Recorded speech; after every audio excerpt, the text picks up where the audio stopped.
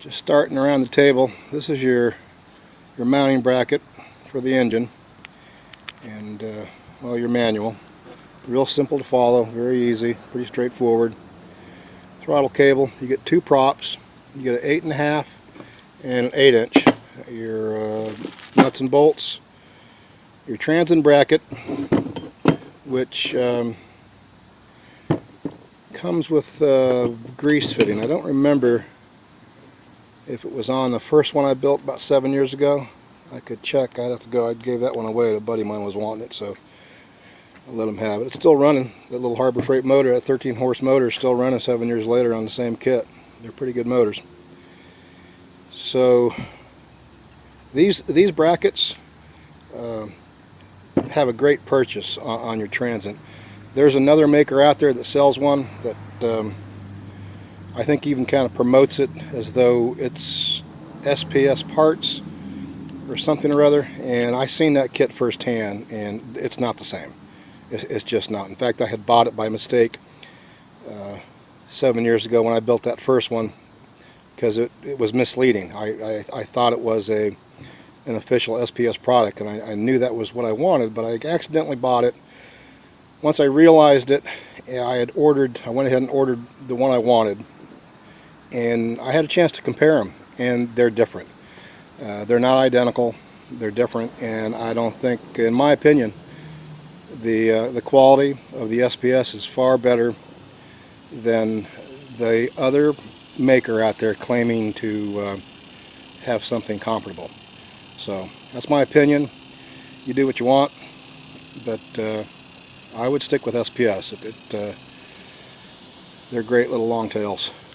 Your PTO has something new.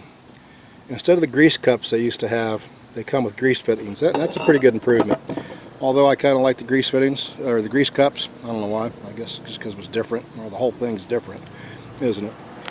But anyway, yes, the grease fitting is new.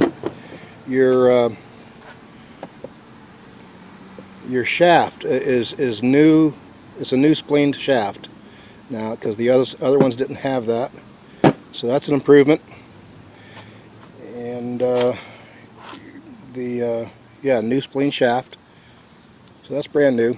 Your tiller handle is new with this new kit.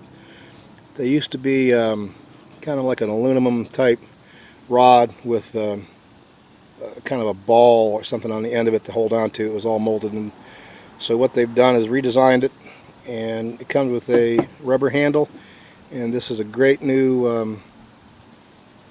hope you can see that, great new throttle handle, a squeeze lever.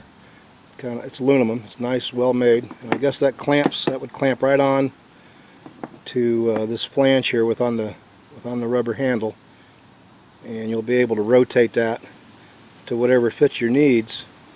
So that's a great design. This other hole here would be for another type of what they call, I think, a racing throttle, and I've used that as well, and it worked out great.